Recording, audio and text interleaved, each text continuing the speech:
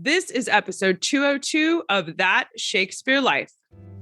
Why just learn Shakespeare's history when you can experience it? Go beyond the episode and dive into the 16th century with games, crafts, and recipes you can complete at home straight from the life of William Shakespeare. Learn more at castycash.com/experience and stay tuned after the episode for even more details. The video version of today's episode, along with Shakespeare history documentaries, virtual tours, and animated plays, are streaming right now inside the digital streaming app for That Shakespeare Life. Start streaming today at castycash.com/app or join us on Patreon as patrons of our show get the app included for free as part of their support. Hi, I'm Miriam Bibby, equine historian, writer, and editor. Another great method for studying the life of William Shakespeare includes listening to this. It's That Shakespeare Life with my friend, Casty Cash.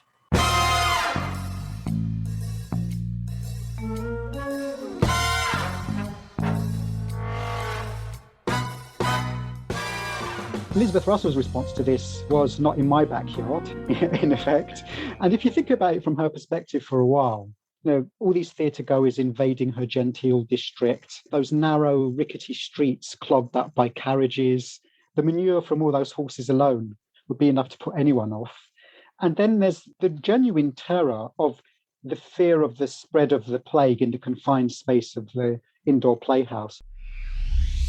Welcome to That Shakespeare Life with Cassidy Cash. Cassidy believes that if you desire to successfully learn or perform Shakespeare's plays, then understanding the real life and history of William Shakespeare himself is a must. That Shakespeare Life is the podcast that helps you go beyond the curtain of some of Shakespeare's most iconic works and explore the world of early modern England as Shakespeare would have lived it, learning from the writers, historians, and performers who know it best.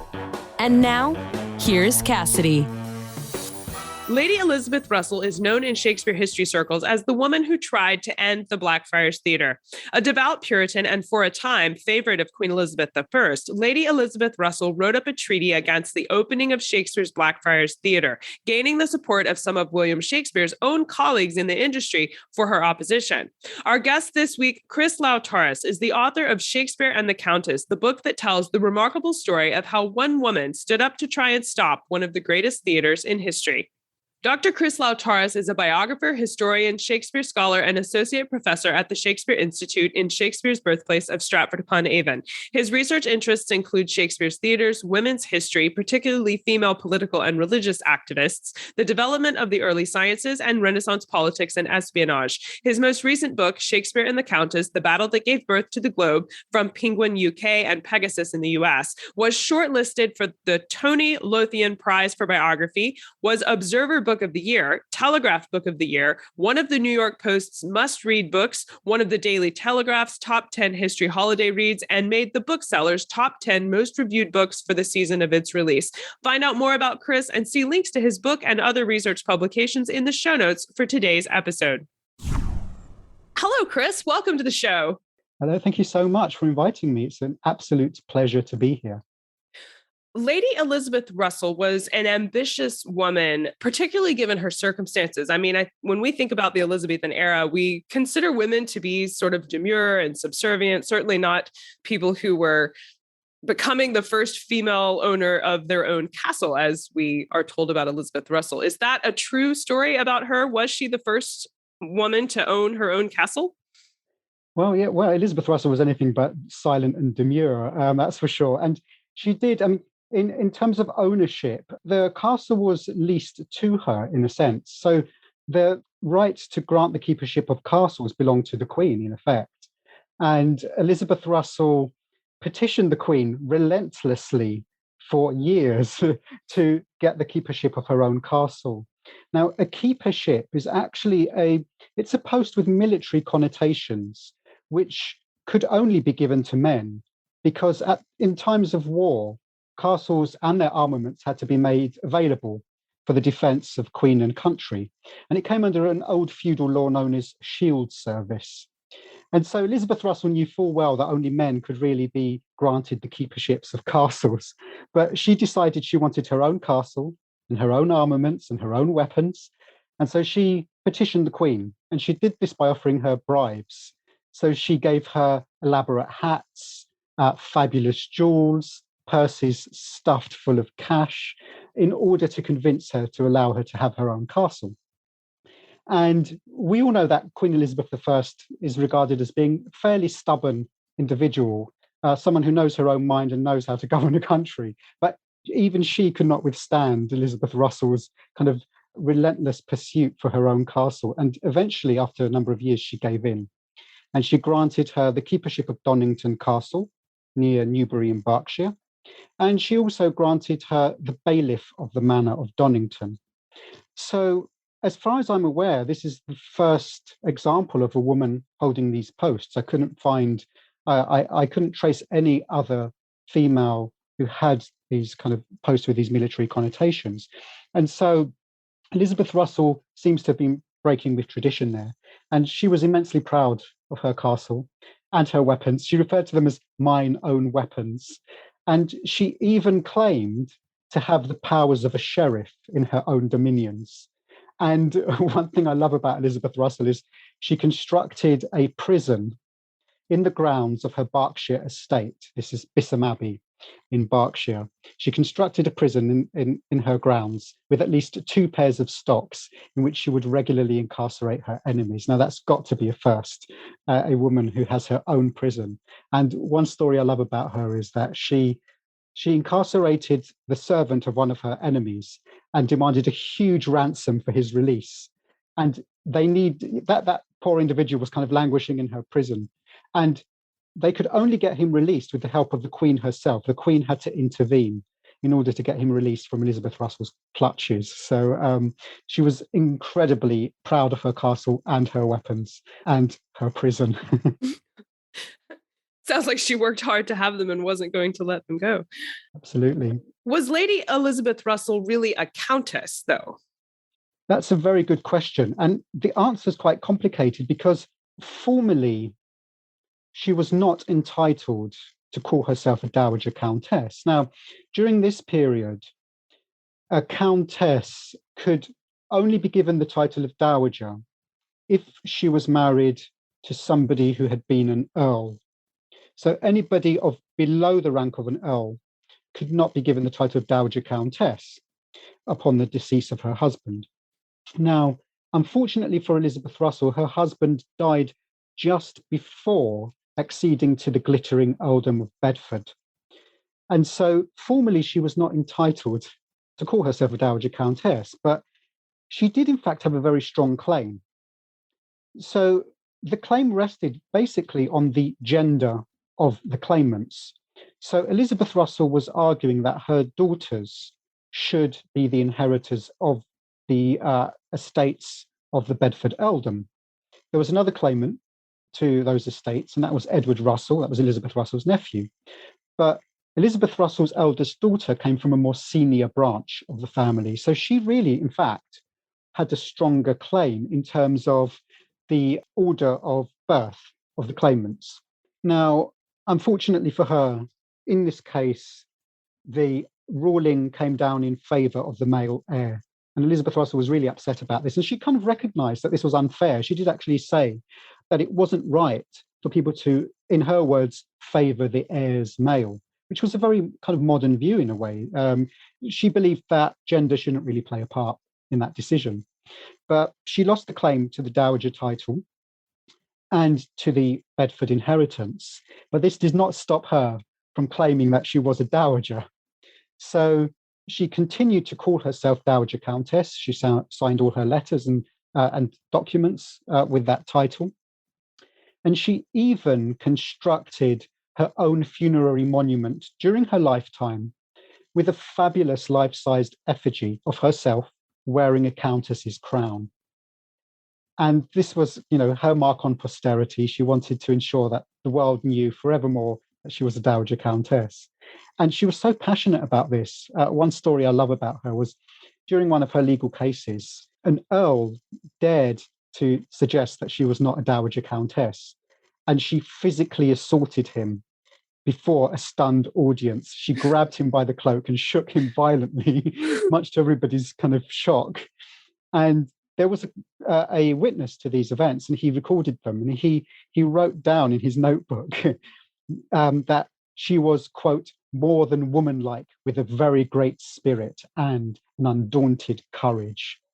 So I think there was even some admiration for her boldness, but everybody recognized, just how dangerous it was to suggest that she wasn't a real dowager countess, because in her own mind and in her own heart, she was.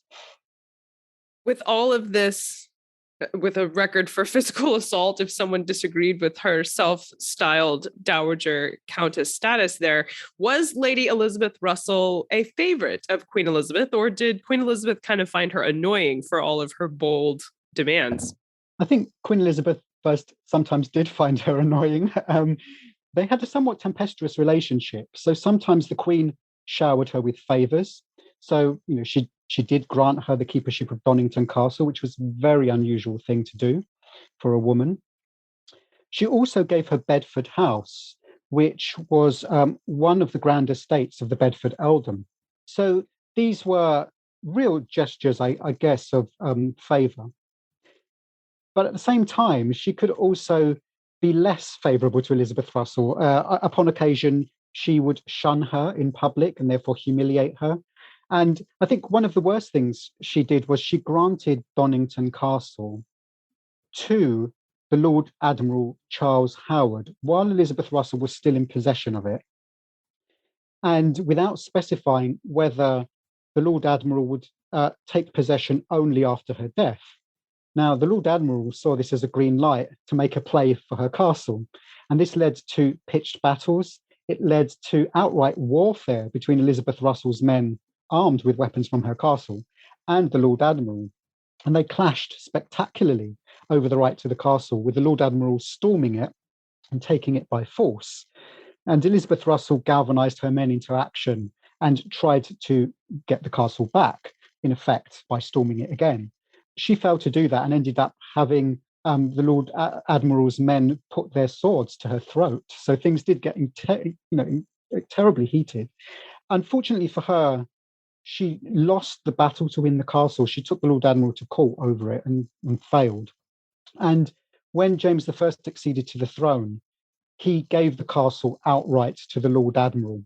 And so I guess you could say Elizabeth Russell fared better under the reign of Queen Elizabeth than she did under James I, who was often less favourable to his female courtiers. I know that the Globe Theatre was established after Shakespeare and Burbage and compatriots have moved the physical building of the theatre off its leased land to create what we know as the Globe today. However, I had understood that move to be based on a lease disagreement with the man who owned the land, which is why they took the building down and bought new land and then rebuilt it with the timbers, because they actually did own the timbers as opposed to the land. But was the drastic move actually in response to a petition by Lady Russell? In a way, yes. So both of those are correct. Both of those standpoints are correct. So the failure to renew the lease on the land on which the theatre in Shoreditch was built was in a way the trigger. So the theatre, capital T, was the home venue of the Chamberlain's Men, the company to which Shakespeare belonged. And when the puritanical landlord, Giles Allen, refused to renew that lease, James Burbage, who had built the theatre, who was the kind of the theatrical impresario, who was the financial backer behind the enterprise, he realized they were in serious trouble with no secure means of income to see them through to the end of the following year after the lease had ended. So the lease was due to end around April 1597, and with no secure playing venue for the company. So what did he do about this? Well, he took a huge gamble. He sunk a fortune into the building of a new theatre in the upmarket district of the Blackfriars. It was quite a well-to-do area. And he paid £600 for the building and then paid a further £400 immediately on renovations. Now, £1,000 was a colossal sum of money during this time. So it was a huge risk. But Burbage felt it would be worth it. He would be embarking on a new enterprise, dragging the theatre industry kicking and screaming into the 17th century with this brand new, modern, indoor playhouse. And it did have that advantage of being indoors. The theatre in Shoreditch was an open-air theatre exposed to the elements. So with the Blackfriars Theatre, they could play all year round. It would be much more luxuriously appointed. would have the latest in special effects technology, you know, the very best kind of trapdoors and ceiling winches to create those all-important theatrical spectacles, controllable lighting system. So it would be a much more upmarket space, and they could charge more for the privilege of attendance there. So it looked for them as if they were on the brink of more success than they had ever known with this brand new theatre about to open in this very expensive district. Unfortunately for them, however, the theatre was built just paces away from the doorstep of Elizabeth Russell. It was less than 187 feet away. I managed to map the area, and you can see that in the book. And I timed the walking distance between the two sites, and it's about a minute. So it's very close. Elizabeth Russell's response to this was not in my backyard, in effect. And if you think about it from her perspective for a while, you know, all these theatre goers invading her genteel district, those narrow, rickety streets clogged up by carriages, the manure from all those horses alone would be enough to put anyone off. And then there's the genuine terror of the fear of the spread of the plague in the confined space of the indoor playhouse. And, you know, with the devastation that we've had recently with COVID, I think we can empathize with this terror of kind of contamination in this small enclosed space. So what did Elizabeth Russell do about this? Well, she did something quite modern. She got up a petition and she got 30 influential members of the district to sign it. And I've discovered a legal case of Elizabeth Russell's, which finished in the same year as the petition, which was 1596. And there's a sentence in that which is identical, apart from one word, to a sentence in the opening address to this petition. And I also found a letter of Elizabeth Russell's in which she tells us about her process for getting up petitions. And it's identical in almost every respect to the Blackfriars petition. So we can be pretty sure that the wording in the petition was hers and that she was kind of prime mover of this petition, you know, possibly in collaboration with other people. But I think she was, you know, the mastermind behind that petition, and it fits in with everything we know she was doing at the time. And so this petition was successful. It kept the players out of the Blackfriars Theatre. James Burbage died shortly afterwards. And there's this legend that it's apocryphal, but you know, it states that Burbage was so brokenhearted at losing his theatre, and that's what hastened his death. And finding themselves bankrupt, his sons, Richard and Cuthbert Burbage, created the Globe Theatre. So the Globe may not have come into being had it not been for this petition blocking the players from opening the Blackfriars Theatre. And so maybe the Globe, we can think of it as a kind of plan B. James Burbage was taking the theatre indoors with a new, more modern style of playhouse when he built the Blackfriars. And so dismantling the theatre from Shoreditch and using the beams to build the Globe was, I think, a kind of an afterthought almost. It was a desperate measure to recoup something of what they had lost in the enterprise with Elizabeth Russell's petition. But it turned out to be a canny move in the long run because the Globe Theatre was very successful. But I do think that at the time, they thought the way forward was the Blackfriars Theatre. And it was only when they were thwarted in that endeavour that the Globe came into being.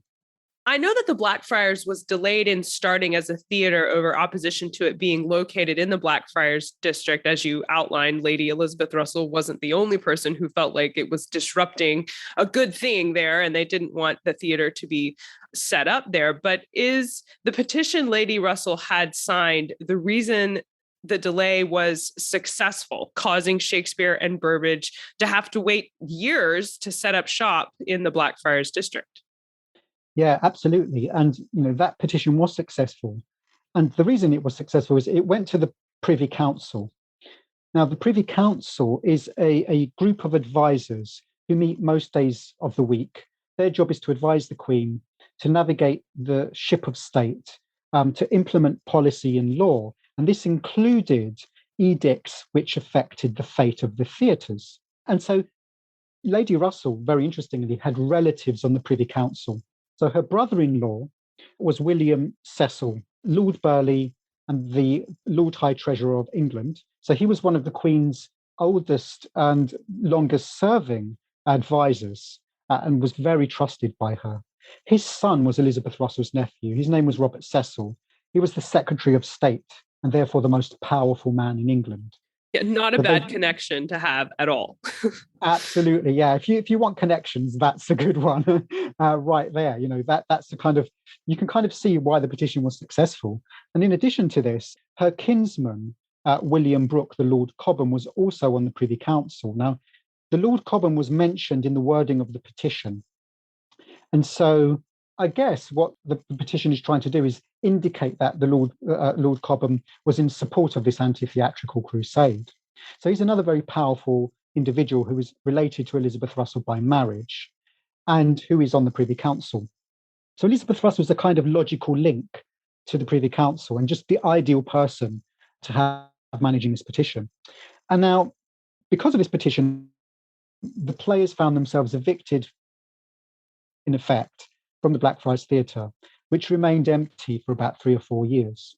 And around the year 1600, they leased it out to a troupe of child players. And these child players became very successful. And in that same year, 1600, Shakespeare writes Hamlet. And in Hamlet, he has Hamlet himself complain about child actors who are, quote, most tyrannically clapped for, and whose success is driving away the business from the adult players.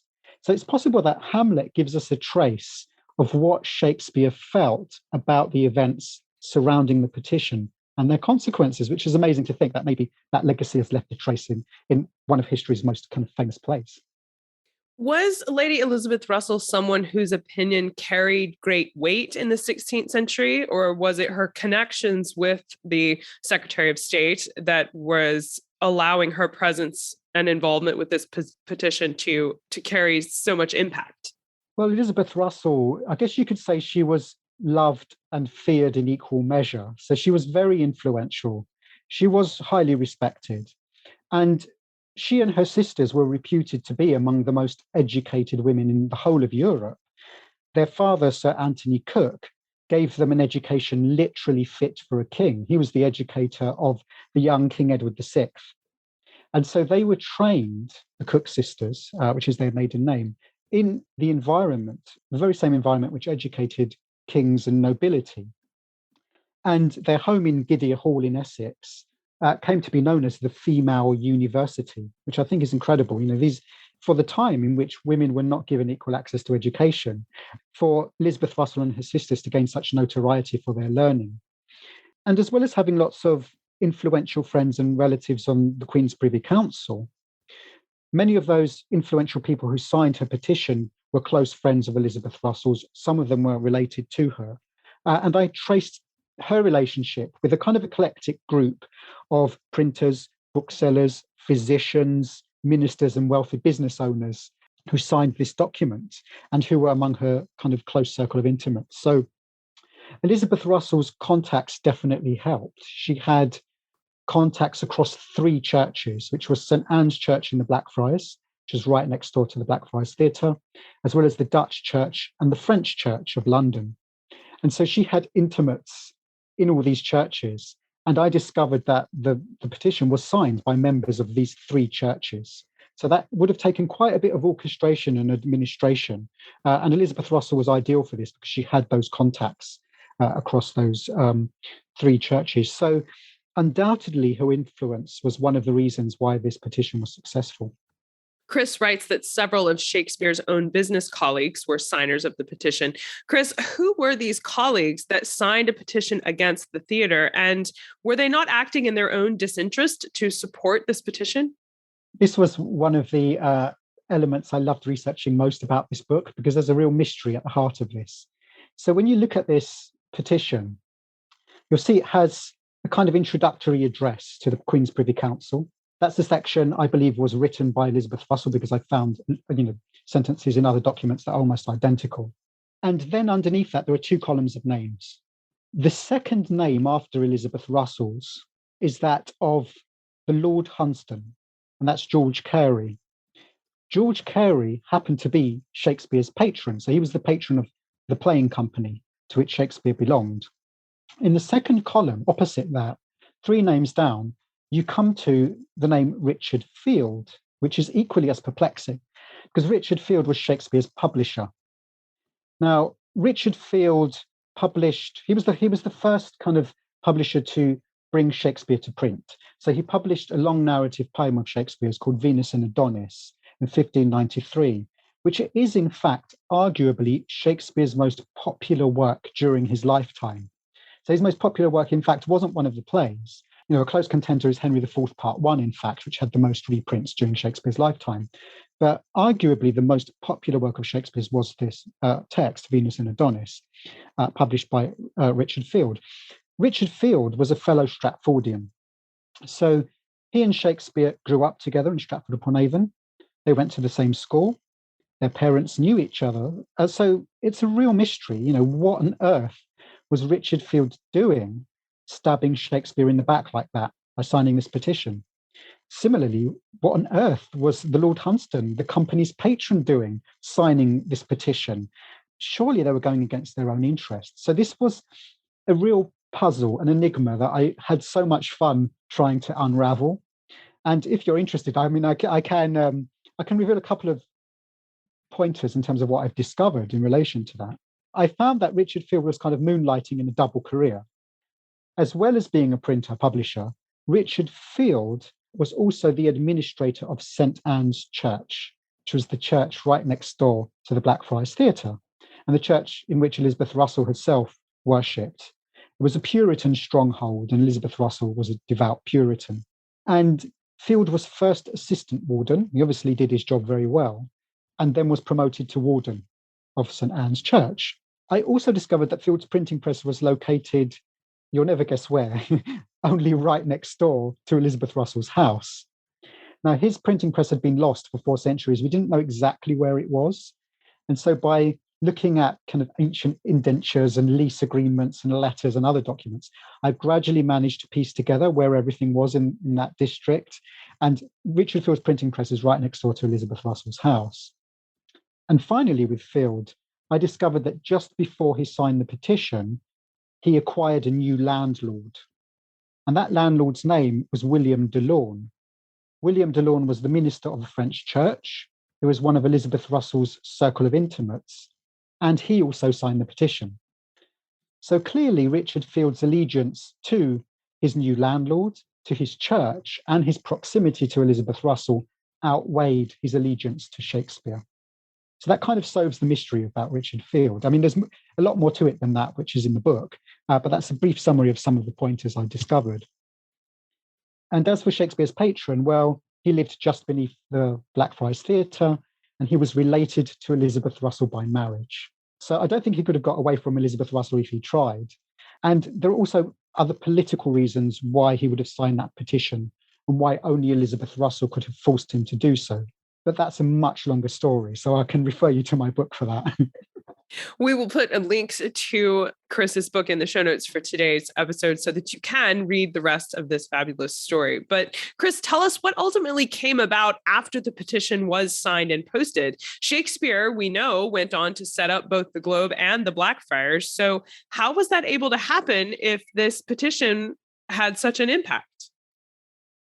Very good question. So what we know is, from a legal case of James Burbage's sons, that the loss of the Blackfriars Theatre really had a devastating impact on the family. His sons complained about, how crushing it was to lose the Blackfriars Theatre like that.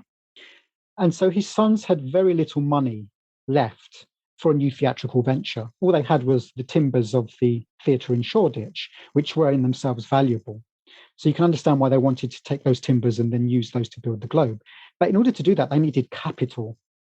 And because they were so strapped for cash, what they did was create an entirely new business model that had never been attempted before.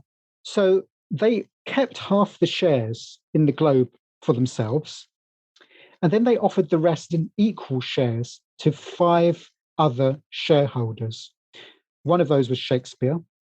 In return, he got to reap 10% of the takings of the Playhouse, because he became what was known as a housekeeper along with these other sharers. And a housekeeper became a part owner of the theatre as well as being a sharer. And his share increased slightly after another member of the company, Will Kemp, left the Chamberlain's men in 1599. So this, in a sense, was a good deal for Shakespeare. It meant he could be a part owner of his own playhouse. He had a real vested interest in the playhouse for which he was writing theatres. Now, meanwhile, as I mentioned earlier, the Blackfriars Theatre was leased out to child players. And one of the plays in that repertory was called Eastward Ho, and it offended King James I because he believed it contained anti-Scottish propaganda. And so we believe that might have been one of the reasons why the child players lost their lease on the Blackfriars Theatre. And so by this point, the Chamberlain's men are the king's men. So the king is, in effect, their patron. And he gives them the Blackfriars Theatre back, in effect, reversing the petition. So they reclaim their theatre in 1608, and they start performing there the following year, 1609, which happens to be the year of Elizabeth Russell's death. So make of that what you will.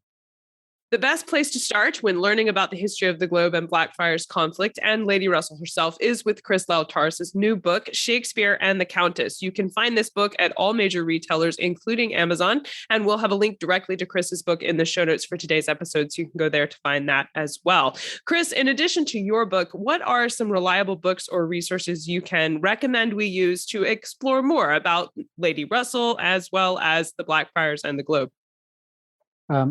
Yes, so Shakespeare and the Countess is the first full biography of Elizabeth Russell. So there isn't another biography where you can get a glance at the whole of Elizabeth Russell's life in that way. But there is an edition of collected works of Elizabeth Russell's by Patricia Philippi.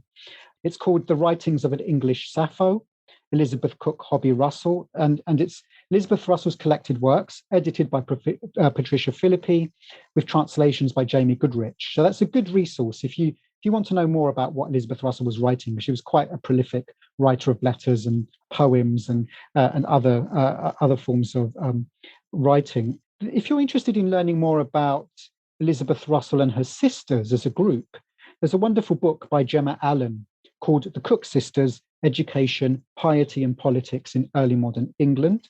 It's published by Manchester University Press.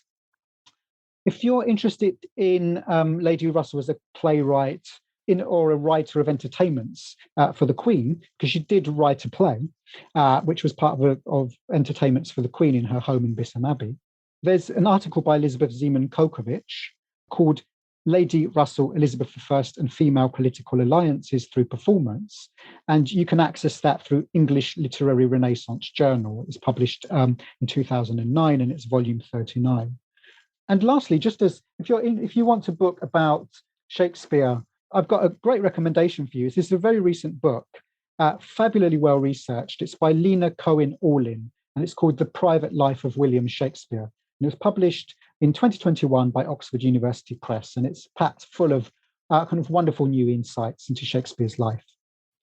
Those are excellent resources. Thank you so much for sharing those with us. We will put links to these books in the show notes for today's episode, so make sure you stop by there to find all of these resources. Now, Chris, we ask everyone this next question here at That Shakespeare Life, and that's, what's the one book you would take with you on a deserted island? My friends in England tell me I'm supposed to allow you the complete works of Shakespeare and a copy of the Bible, so your choice would be in addition to those.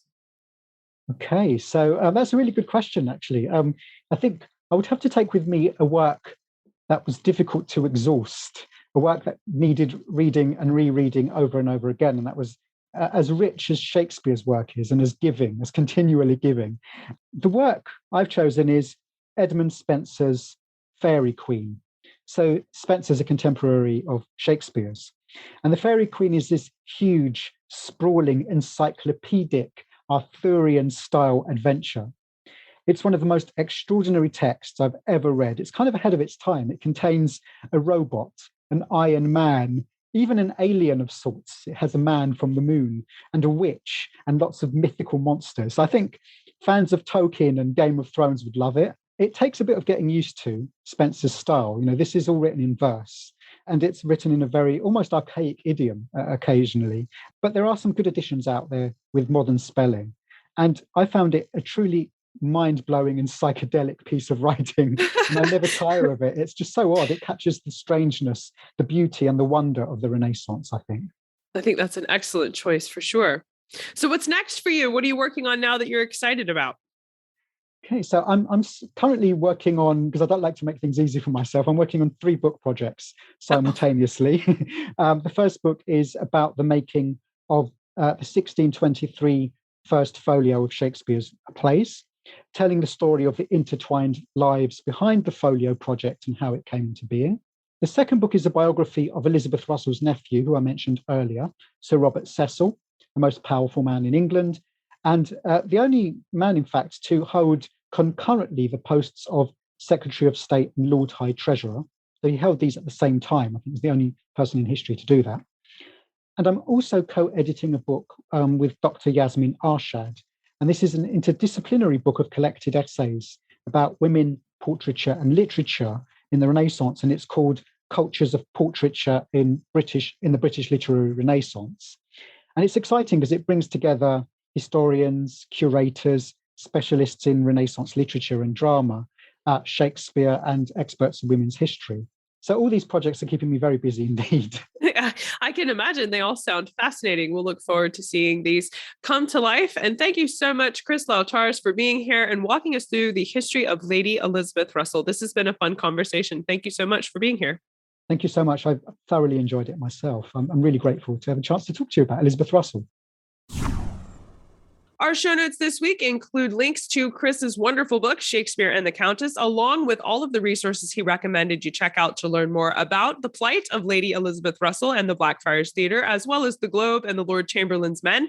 You can also find a portrait of Lady Elizabeth Russell packed into the show notes for this week. Find all of these things at cassidycash.com/episode 202. While you're there, be sure to leave us a comment and let us know what you thought about today's episode.